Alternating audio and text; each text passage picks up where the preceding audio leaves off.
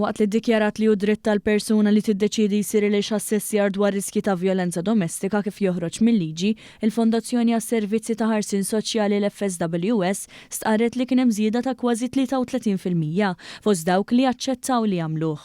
Biex ikun jista' jsir dan jew le persuna li tkun qed tirrapporta xi abbuż jew fastidju tintalab tiffirma dikjarazzjoni fejn tesprimi b'mod ċar ix-xewqa tagħha. F'każ li din tagħżel li tmur għall-assessjar minnu fih tiskat ta' proċedura mill-awtoritajiet biex l-allegata vittma tingħata kull protezzjoni kif ikun xieraq. Tal-li għajnuna fejn jidħlu vittmi ta' vjolenza domestika u l-proċedura meta jkun irid isir assessjar tar-riski huma deskritti fil-kodiċi kriminali. Il-vittma tiġi offruta wkoll li tiddaħħal f'shelter ta' emerġenza jew tirritorna lejn dara bażla li tgħix ma' qraba tagħha.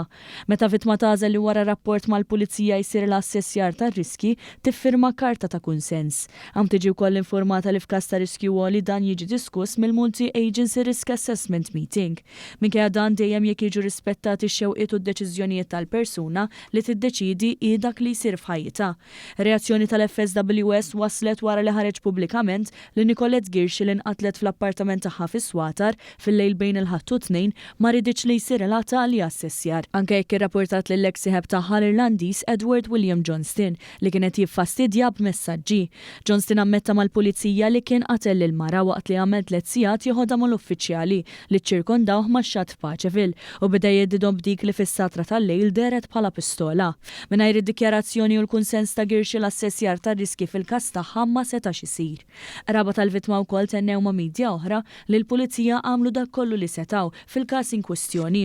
Wara emendi fil-liġi u anke investimenti kbar li saru fil-faċilitajiet u riżorsa umana tal-pulizija, inkluż f'taqsimiet speċjalizzati u ħab ġdid apposta f'Santa Luċija dwar reati ta' vjolenza domestika, aktar allegati vittmi resqu għall-għajnuna.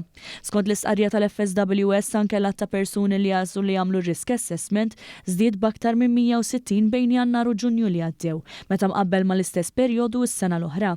Fil-fatt minn 506 bejn Jannar u Ġunju tal-2023 dawn telgħu għal 671 bejn Jannar u Ġunju din is-sena. Il-vittmi ta' vjolenza domestika f'Malta jirrikorru fis-sezzjoni tal-Gender Based and Domestic Violence fil-kwartieri tal-Pulizija fil-Furjana jew fil-ħab f'Santa Luċija. Hawn uffiċjali speċjalizzati jispjegaw x'jiġri mir-rapporti fil-preżenza ta' assessur tar-riski u flimkien jaħdmu biex il-vittma ma terġax tesperjenza xi trauma oħra. L-FSWS spjegat li wara risk assessment il-vittma tiġi offruta appoġġ emozjonali, psikoloġiku u ta' prattika waqt li tkun tista' taċċetta wkoll l-għajnuna ta' social workers ta' Domestic Violence Unit fl-Aġenzija Appoġġ. Filwaqt li l-maġġoranza tal-vittmi li jirrapportaw għand il-pulizija jażlu li jsirulhom assessjar ikun hemm dawk li xorta jirrifjutaw għax jaħsbu li l-każ tagħhom ma jkunx ta' riskju fuq ħajjithom. Dan kien il-każ ta' Nicolette Girxi li f'April li għadda kienet għamlet rapport lill-pulizija dwar fastidju mill-eks sieħeb tagħha wara li temmew relazzjoni f'Diċembru tas-sena l-oħra.